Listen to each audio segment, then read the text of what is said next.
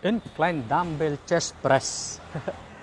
Medyo mababa yung angle nung bench nito kaysa ginagawa ko kaninang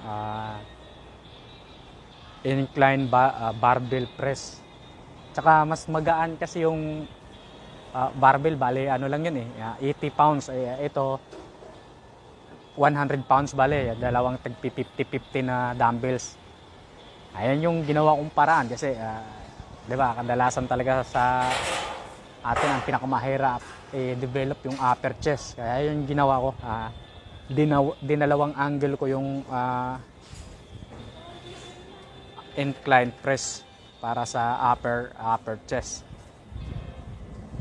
Ayan na yun yung ginawa kong paraan. So, tapos drop set pa rin para sulit talaga yung ngalay. Let's go baby, pick weights.